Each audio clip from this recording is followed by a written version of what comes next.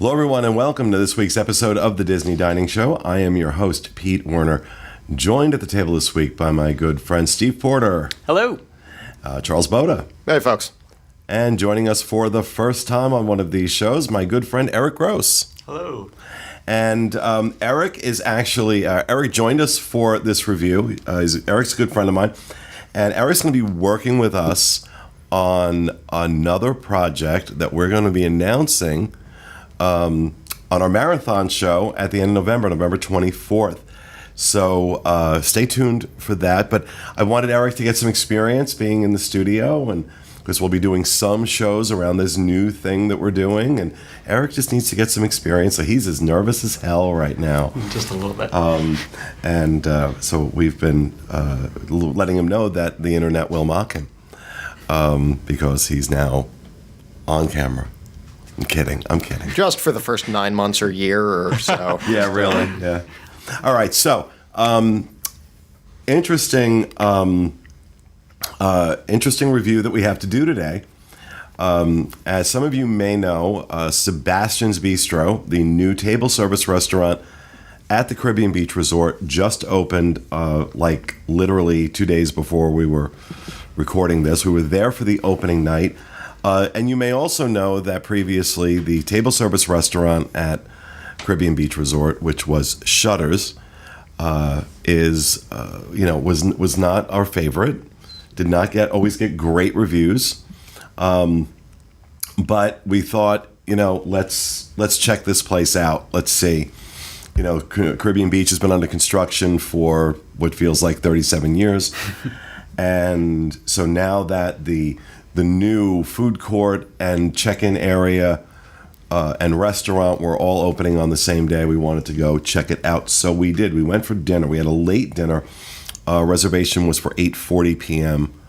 that night. And, one of the things that I normally will not review a restaurant on its opening night because it's not always fair, because they've got to get their legs under them and they've got to figure things out. It's a new restaurant. And this is a completely new restaurant. This is not in the same place that Shutters was. They built a whole new building for this. So this is brand new. And I decided, you know what, let's check them out, because if they can knock it out of the park on their opening night, then it is definitely a new day for Caribbean Beach and table service restaurants. So in we went, and let's just talk about first the theming of it. I think, Eric, you had the best description of it when you basically said it reminded you of a Hilton. Yeah, a tropical Hilton. Yeah, a very, very Hilton-esque, and it's very white. I had originally said like Apple Store meets restaurant. Very white, some tans and some blues. And not a lot of fixtures in there that evoked Caribbean. I will say, though, it was mentioned to us by our waiter or server that this isn't completely done. Like, there's still some lighting fixtures that are going to be corally themed that they said haven't been installed yet, and a couple other things that he said. So I feel like my judgment of the interior is still kind of up in the air, because that's what's going to put it over the edge and give it that Sebastian oceany feel. I compared the pictures we took with the concept art that they released, and yeah, they'll install some new chandeliers, and that was one of the things that we brought up. But overall, the concept art didn't look that much different than what we saw. And that white, a lot of people use because it's got a new, clean feeling. But yeah, it's got sterility to it, like an Apple Store or a hospital. Or a Hilton. Yeah, or a Hilton. So, they do, as far as the artwork is concerned, they do evoke a bit of a Caribbean theme. But they could have done more, I think, with the furniture and with the drapery and stuff like that, to have like legitimate, authentic Caribbean pieces instead of just, here's Sebastian paintings on the walls, you know? So at the end of the day, it was very nice, but a little on the sterile side. But as Steve pointed out, they are still adding things to it, so we can give them a pass on that. And at the end of the day, what really matters is how good was the food. So let's talk about that. We ordered a lot of food for this. We wanted to really get a good sample of what was on the menu. So for our appetizers, we ordered Jamaican meat pies, which were $12. We ordered the Marauders snack, which was kind of like a sampler plate of tostones, arepas, house-made crackers with black bean hummus, guacamole, and pico de gallo. We ordered the grilled jerk chicken, and the Marauders snack was $15. The grilled jerk chicken wings with cilantro lime crema and carrot ribbons were $12. Steve also tried the crab cake with watercress salad and herb mayonnaise, $14. And we did the Caribbean pull-apart rolls with guava butter, mango chutney, and Jamaica jerk oil for $12. And I'll start here and just say that I thought the Caribbean pull-apart rolls were fantastic. They were fresh made. We know that because they'd run out by the time we ordered, and the kitchen said, "Oh, that's all right, we'll make more." So they made them for us. And they were like that Jamaican jerk oil was incredible. And the guava butter. I like that The too. guava butter was really good. my second favorite, but it was a distant second to that jerk olive oil they did. The mango chutney didn't do anything for me at all. I didn't find it particularly appealing. But the pull-apart rolls were really good.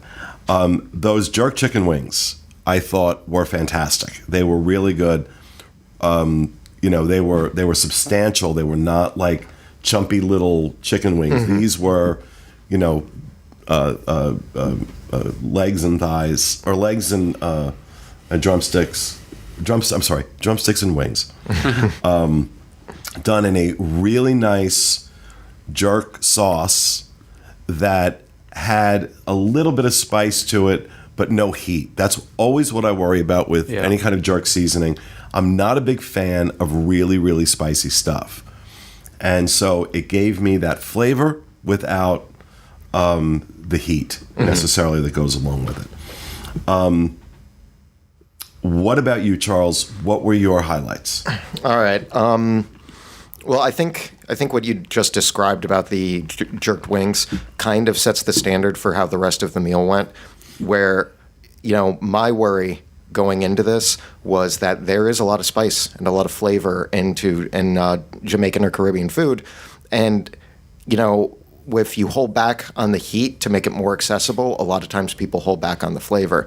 And they did a good job with all of the appetizers and then later on by giving you flavor without the heat. Now, I like heat, but to a lot of people, that makes it less accessible. It's a deal breaker for a lot of people. Yeah, especially at So Disney. to make it more accessible to more people, they managed to reduce the heat, but still keep a lot of flavor. My favorite, honestly, was the one I ordered, the Jamaican meat pies. They were so good. And the thing is, you can get these probably pretty much anywhere. I mean, even 7-Eleven sells a version of these behind the counter. They're very popular, and there's a large variety of good and bad with it, but they're not really hard to make. So if you're going to have them at a restaurant like this, it's how well can you do them? How well can you take something simple and really knock it out of the park? And they did. And that was also another good example for the rest of the restaurant. It's taking something relatively simple, but just knocking it out of the park. Also, that jerk oil that was with the pull-apart rolls, I want to fill a pint glass with that and just drink it all day, every day. It was amazing. so good. It was really good. Like when it comes to highlights, every single appetizer that we had 1 to 15 things I can mention that I won't elaborate here, but that just appetizers in general, they were great. I actually think it's important to mention that, I say my favorites, there was nothing put on the table. And I got to say, for appetizers or main course, there was nothing put on the table that I thought was bad. There were just things I preferred over others. And so for me, like I said, the jerk chicken wings and those Caribbean pull-apart rolls, neither of which was on my diet, but whatever. The meat pies also were fantastic. Eric, what about you? What was your opinion of the appetizers? I have to talk about the crab cakes. I'm not a big crab cake fan, but I thought they were amazing. The sauce that they had with them was phenomenal. I think the sourness, because it had a little bit of like a pickle chutney or some sort of pickle addition to the sauce, and I was really surprised by that. But I thought it complemented the crab perfectly. I was so shocked, and I loved it.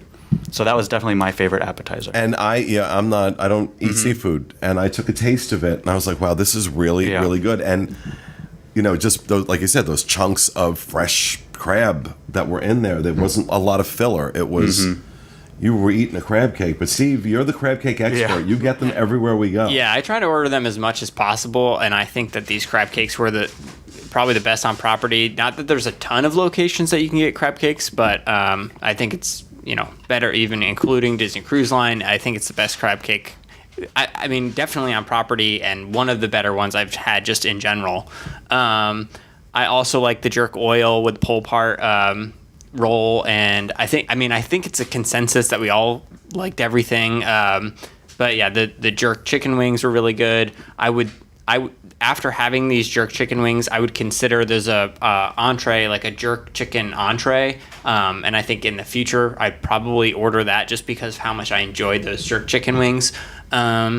So yeah, I think I liked everything. I think you can't really go wrong. Just go with what your preference is, and it's probably going to be outstanding. Now, moving on to our main courses. I ordered the slow-cooked pork shoulder that comes with black beans, cilantro, rice, corn tortillas, and a mojo sauce for $25.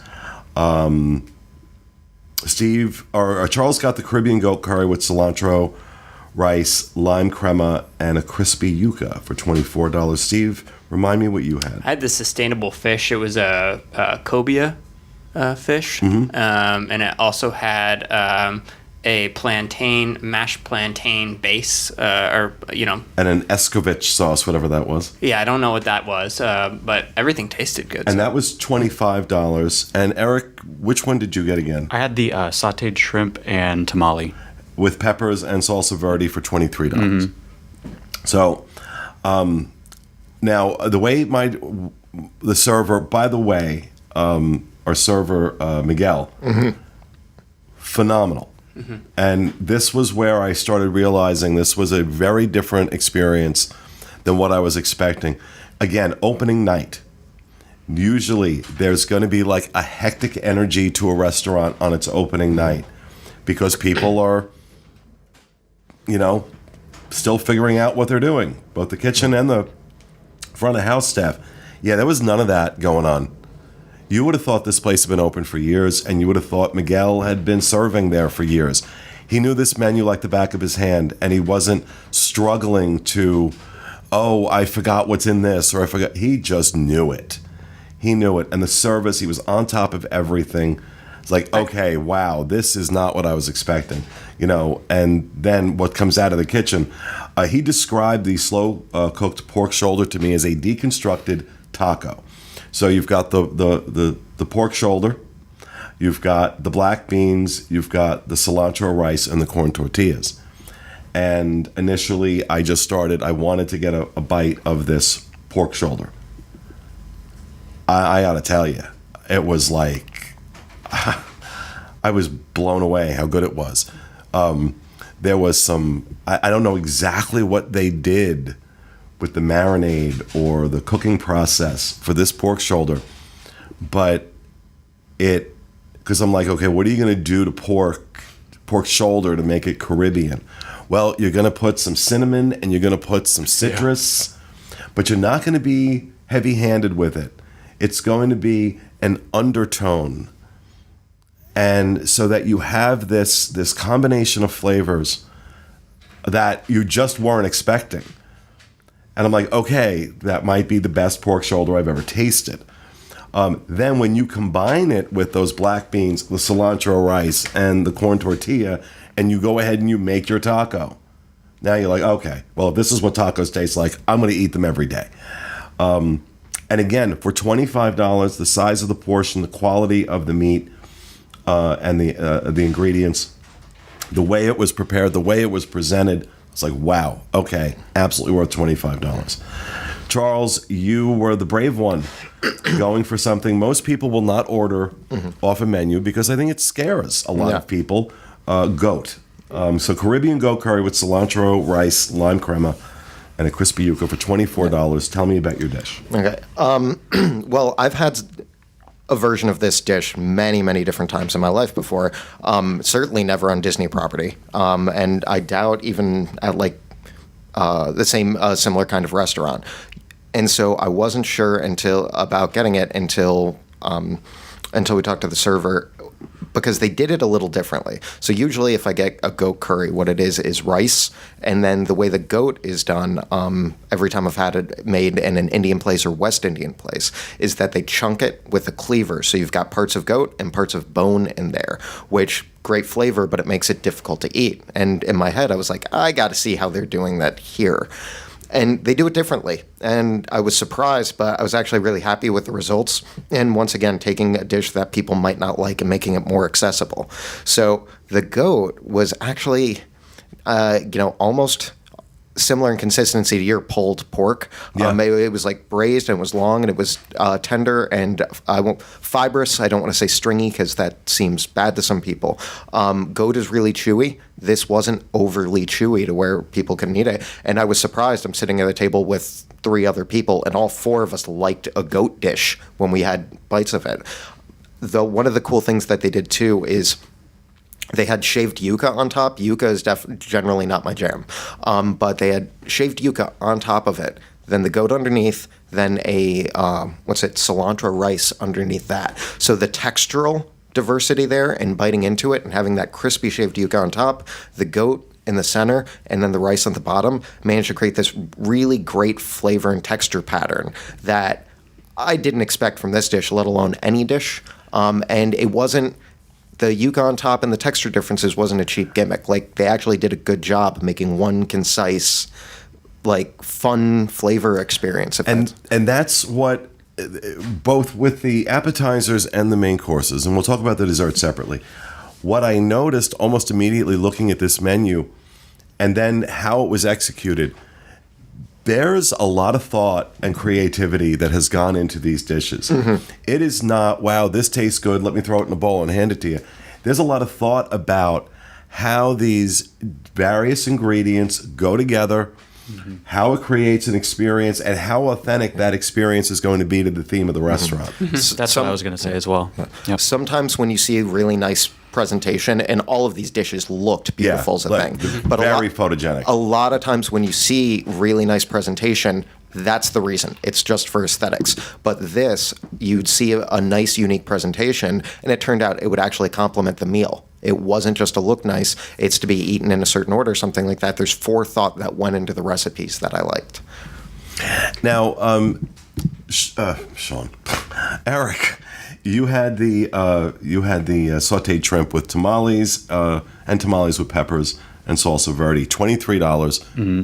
Tell me your thoughts on that dish. I really like that dish. I think sometimes tamales can taste a little earthy, and I think people stray away from it because of that. But the salsa verde really brightened up the dish, as well as the shrimp, and really complemented it well, which is what I was going to say earlier with what you were talking about with the flavor complements and combinations. I think this restaurant nailed it, and I think that's the marker of a really good restaurant, is how well they can create really interesting flavor combinations that are a little unexpected. I know salsa isn't super unexpected with tamales, but just with echoing what we've eaten at, in the appetizers and with every entree or every course, there was a really great flavor combination. So I really like that about my dish. I did wish it had a little bit more shrimp, but that's my only complaint. Well, and $23. Yeah. I mean, and honestly, you're looking at the menu here. The cheapest dish on the menu is the jerk butternut squash, which we did not have. That's $17. The most expensive one is the sustainable whole fish. Is that what you got, the citrus sustainable whole fish? Yes. Okay, that's the I was looking because there's a sustainable fish with mashed plantain and the escovitch sauce at $25. Oh, no, I didn't. And then there's a citrus stuffed sustainable whole fish with turmeric brown rice and cilantro lime vinaigrette. That's $34. I didn't get the citrus one then. So you had the sustainable fish. So really, you're looking for between $17 and $34 for an entree.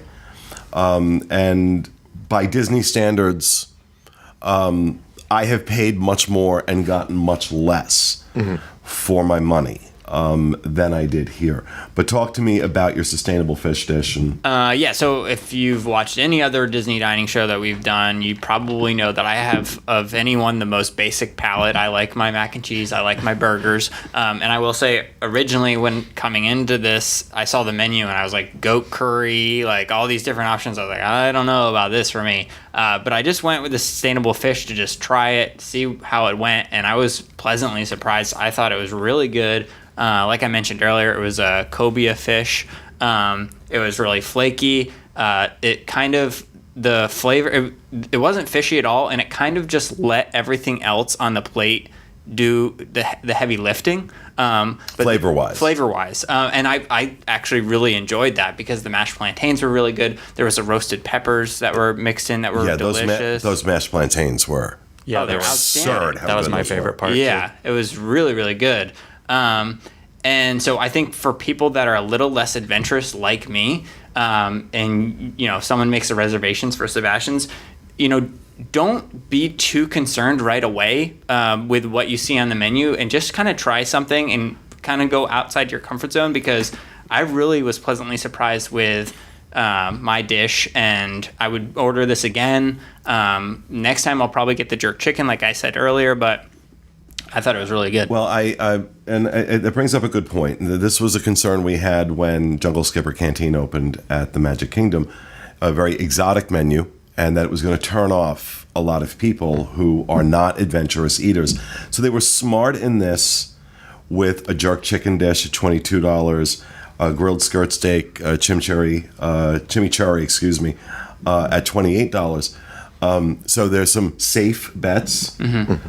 And then the more wild stuff like the goat curry, which I tasted.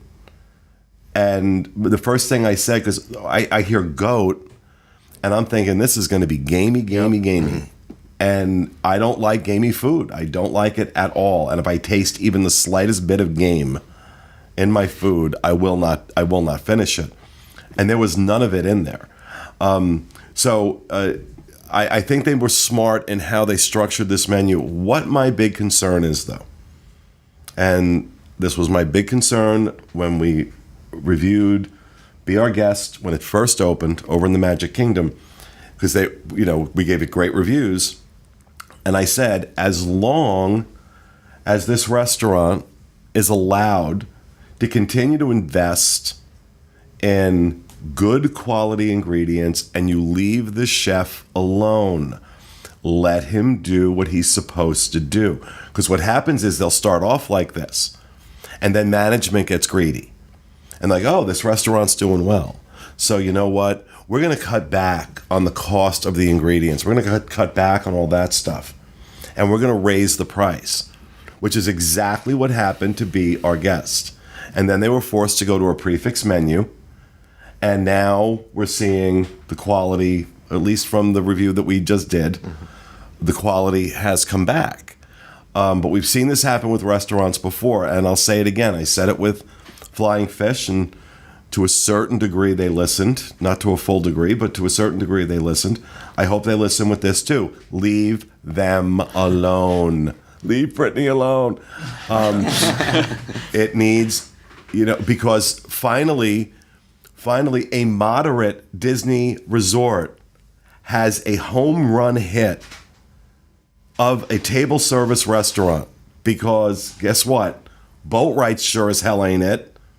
And that one over at Coronado Springs, I keep forgetting the name of it, the table service at Coronado Springs, sure ain't it. This is good. This is really good. This is going to rival a lot of other restaurants, certainly in the one table service category for the Disney dining plan, but even in the two table service category for the Disney dining plan. And the fact that it's good, the fact that it's one table service credit, the fact that it's at Caribbean Beach means this is going to be a busy restaurant, and it's going to be a tough reservation to get. Especially once the Riviera Resort opens, the DVC Resort. Forget it. That giant, it's huge. So, and this is not a big location. I mean, I don't know how many tables are in there, but it's not a big space. My guess is going to be this holds about 150 people. Yeah. If I'm eyeballing it, I could be off, but I'm going to say it's about 150 people. So, so that our experience with appetizers, main courses, then dessert, and really the only place I have to ding them a little tiny bit, really a tiny bit, is with the dessert. Now they had run out of some stuff, so we ordered the message in a bottle, which was a coconut rice panna cotta, pineapple and mango lime sorbet at $8. The mile marker 0 iced key lime pops with sea salt and a tropical fruit sauce. This doesn't mention that dessert is dipped in dark chocolate. I don't know why that's not on the menu, but it wasn't. And then we did and that was $9. And the floating island, which was fresh Caribbean fruit and meringue with guava and guanabana sorbet. Am I saying that right? Guanabana? It sounds like bad poop. Yeah. Guano. Back guano, yeah. So let's say the hit, everybody agreed, I believe, the mile marker 0, these key lime pops with sea salt and tropical fruit sauce was the winner. Absolutely. It was a signature dish, really creative. It was serving up key lime pie in a way that you're not going to get it. It was basically a big lollipop covered in chocolate with key lime pie inside. And I thought that was great. The message in the bottle with the panna cotta, I'm not a fan of panna cotta. This just was completely unremarkable on every level. Mm-hmm. It just had nothing that I don't think it brought, really, no pun intended, brought nothing to the table. And the floating island was basically just a couple of scoops of sorbet on top of a lot of meringue. Yeah. Mm-hmm. And they were tiny. They were like little tiny scoops of meringue. Yeah. And so it's not that any of these were bad per se.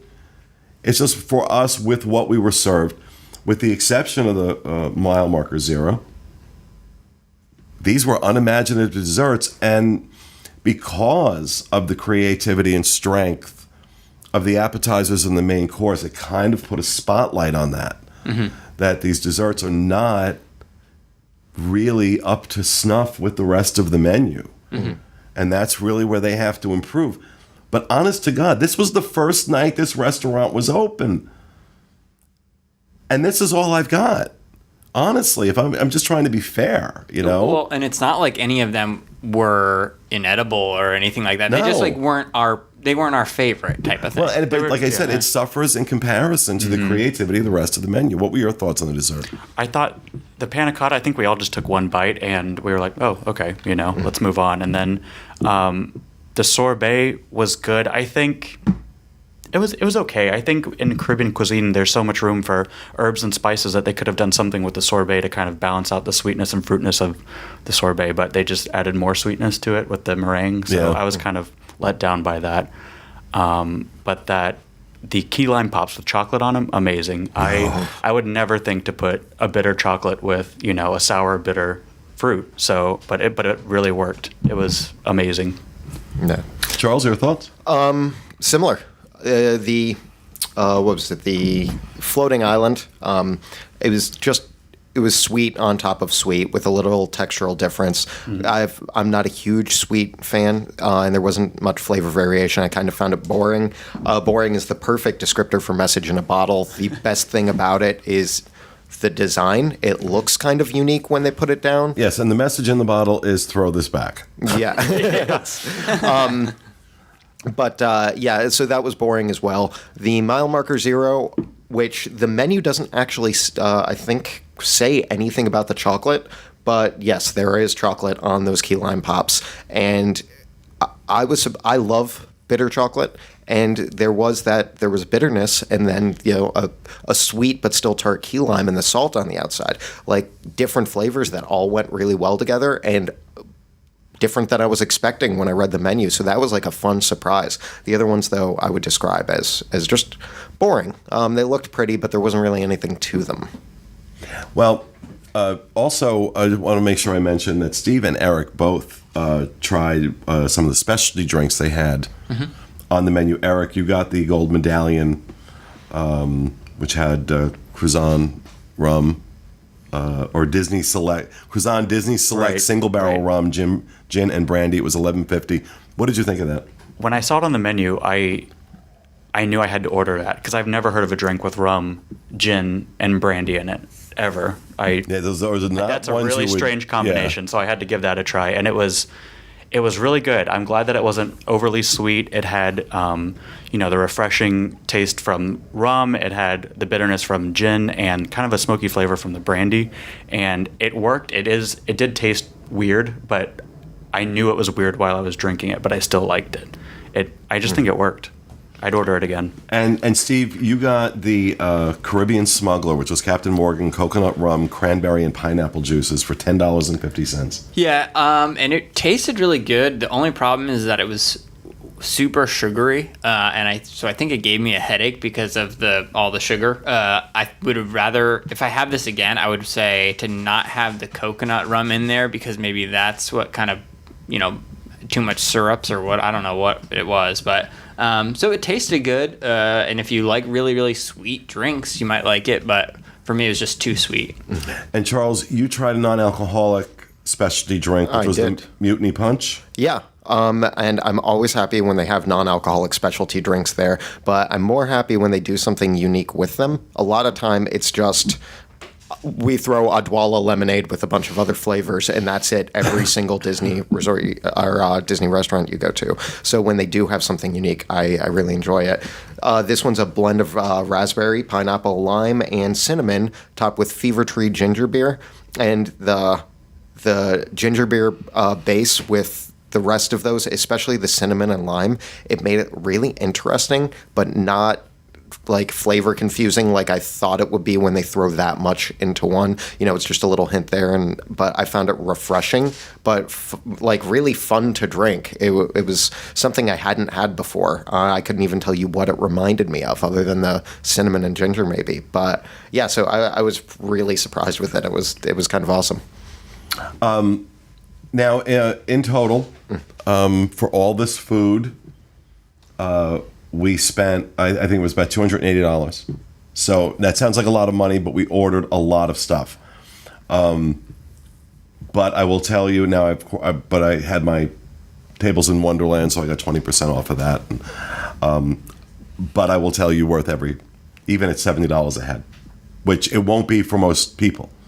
I think you should expect to spend between $40 and $50 a person, and I don't think you'll be disappointed. Scale of 1 to 10, Charles, what do you give Sebastian's Bistro? 8.5. I deduct a very small amount for desserts, which I think will balance out as they get more feedback, and then decor just a little bit. Service was top notch. Every single thing was top notch. 8.5 to 9 for an opening day. They did an amazing job, but yeah, I would say solid. I hope that it stays that good as it goes on. Steve? I'll say 9.5. I really like this place. I think it was one of my favorite reviews that we've done in a long time. I would knock it, I think, maybe that half point for the desserts. I think of anyone like the decor the most. Maybe I'm just simple like that. I don't know. And obviously our service was great, outstanding, and the food was great. So yeah, 9.5, I think, for me. Eric? I thought the service was great. I think it's really hard to nail Caribbean cuisine because there's so much going on and so many flavor influences. But I'd say 9 on food, 10 for service. And I'm going to give this a 9. And I just really going in did not think that was what I was going to say for this first night, especially. This was polished. They all know what they're doing. And here's the kicker. The kitchen team is the same team from Shutters. That's the kicker. Yeah, that's crazy. Same team from Shutters. So I have to assume the problems with Shutters were management related. Were something to do with how they were being either not allowed to do what the executive chef wanted, or or what, because I can't believe the food that we ate that night was coming from the same team that gave us Shutters, because that was a very different experience. Although towards the end of Shutter's lifespan, I had noticed the food started to get better. So maybe it was the introduction of a new chef or something into the mix. I'm not sure. But I will say that this is a hit. And from what I'm hearing from other people who ate there that night, pretty roundly it's being praised.